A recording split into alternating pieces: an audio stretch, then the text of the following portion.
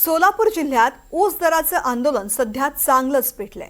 ऊसाला प्रतिटन 3,500 रुपये भाव मिळावा याकरता शेतकऱ्यांनी उपोषणाबरोबरच विविध आंदोलनं सुरू केली आहेत। त्यामुळे तब्बल 10 वर्षांनंतर ऊस दराचा प्रश्न सोलापूर जिल्ह्यात पुन्हा एकदा जिवंत झालाय। पाहूयात।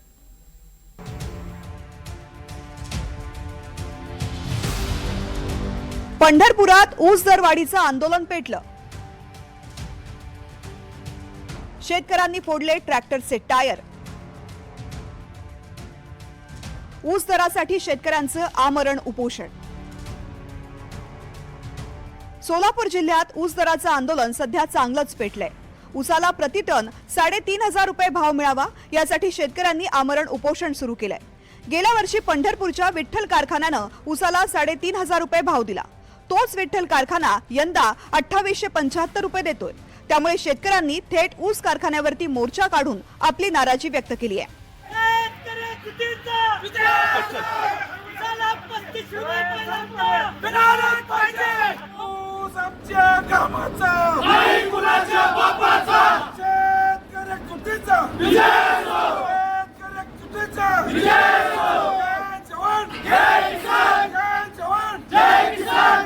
शेतकऱ्यांच्या ऊसाला योग्य दर द्यावा म्हणून शेतकरी नेते समाधान फाटे गेल्या 5 दिवसांपासून आमरण उपोषणाला बसलेत। मात्र कारखानदारांनी या उपोषणाकडे कानाडोळा केलाय। नागपुरात हिवाळी अधिवेशन सुरू असतानाही ऊस उत्पादकांच्या प्रश्नाकडे कुणीच लक्ष दिलं नाही। सगळ्या खुर्च्या दिल्या, आम्ही काय योग्य मागतोय ना? काय इशारा द्याल कारखानदारांना? आम्ही आता उपचार बंद करणार आहे। आम्ही आजपासून उपचार बंद करणार आहे संध्याकाळपासून, आणि नाही जर निर्णय घेतला उद्यापासून पाणी बंद करणार आहे। वाखरीच्या पालखी तळावर उपोषण सुरू झाल्यानंतर या आंदोलनाची धग जिल्हाभर पसरतीये। शेतकरी रस्त्यावरती उतरून आंदोलन करतायत। माढा आणि माळशिरस तालुक्यातील शेतकऱ्यांनी ऊस दरासाठी आक्रमक पवित्रा घेतलाय। काल इथं रस्ता रोको झालेला आहे। आज उपोषणाचा 5वा दिवस आहे, तरी कुठलाही कारखानदार असेल, शासन असेल, ह्याचं कोणतंही इथं पुढे येऊन बोलायला तयार नाहीत। आणि उपोषणकर्त्याची एकदम परिस्थिती खालावत चाललेली आहे। उपोषणकर्त्याच्या किडनीवर सुजालेल्या आहे। ऊसाची पहिली उचल 35 रुपये मिळाले पाहिजे, कारण इथले कारखानदार 3-3% रिकोरी चोरतात, काटा मारतात। आज आमच्या सोलापूर जिल्ह्यात एखाद्या शेतकऱ्याचा ऊस जर सांगली आणि सातारा जिल्ह्यामध्ये गेल्यानंतर त्याची रिकोरी 12-13 लागते। त्याच्या ऊसाला तिथं 35 रुपये दर मिळतोय, परंतु आमच्या सोलापूर जिल्ह्यातले कारखानदार 2700 आणि 2800 पुढे जायला तयार नाहीत। म्हणून आम्ही कालच्या पासून तीव्र भूमिका घेतलेली आहे। आता 25 किलोमीटर अध्यक्षांनी जे सांगितलं, 25 किलोमीटरची जी अट रद्द करा।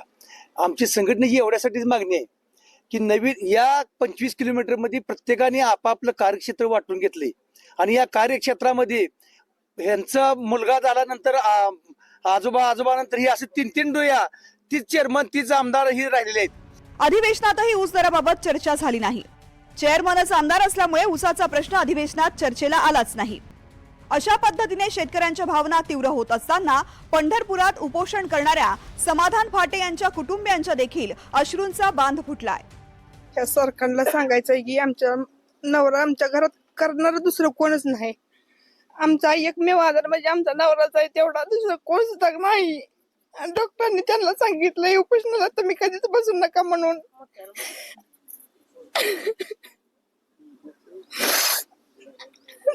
त्यांची किडनी सूज येते, याच्या अगोदर पण त्यांना चक्कर येऊन पडलं होतं। ते त्यांच्या अंगात अशक्तपणा जास्त असल्यामुळे आजच्या आज त्यांनी निर्णय घ्यावा होता, नाहीतर आम्ही कोणच घरी थांबणार नाही। समधी येऊन इथं बसणार आहे उपोषणाला यांच्या बरोबर। तब्बल 10 वर्षांनंतर पुन्हा एकदा पंढरपुरात शेतकऱ्यांना रस्त्यावरती उतरण्याची वेळ आली आहे। सोलापूर जिल्ह्यात सर्वाधिक साखर कारखाने असूनही एकही कारखाना शेतकरी आंदोलनामध्ये ऊस दराची कोंडी फोडण्यास तयार नाही। गेल्या वर्षी विधानसभेच्या निवडणुकीत मतांचा जोगवा मागण्यासाठी आलेल्या लोकप्रतिनिधींनी ऊसाला 3,500 रुपये भाव दिला, पण मतांची गरज सरल्यानंतर ऊस उत्पादकांना वाऱ्यावर सोडण्यात आलंय। सोलापूर जिल्ह्यात सर्वाधिक साखर कारखाने, याच जिल्ह्यातील साखर कारखान्यांपैकी तब्बल 15 कारखान्यांनी अद्याप दर जाहीर केला नाही। असे असतानाच 3500 रुपये ऊसाला भाव मिळावा या मागणीसाठी शेतकरी चांगलंच आंदोलन करतायत। थेट कारखान्यांच्या गव्हाणीत उड्या टाकून कारखाने बंद पाडतायत, टायर फोडतायत। त्यामुळे 10 वर्षापूर्वी असणारी शेतकरी आंदोलनाची धग पुन्हा एकदा सोलापुरात जिवंत झाली आहे। सोलापूर जिल्ह्यातील अनेक कारखानदार चेअरमनच आमदार आहेत। तरी देखील विधानसभेत ऊस दराबाबत कुठलाच प्रश्न चर्चेला जात नाही. त्यामुळे नागपूरचं हिवाळी अधिवेशन सुरू असताना देखील दुसरीकडे मात्र पंढरपूर परिसरात ऊस दरासाठी शेतकरी चांगलाच आक्रमक होतोय. त्यामुळं या ऊस दराच्या आंदोलनाचं नेमकं भवितव्य काय असणार, कारखानदार ऊसाची कोंडी फोडून शेतकऱ्यांच्या अपेक्षा पूर्ण करणार का, हेच पाहणं महत्वाचं ठरणार आहे. व्हिडिओ जर्नलिस्ट राजू मिसाळसह संकेत कुलकर्णी, NDTV मराठी, पंढरपूर.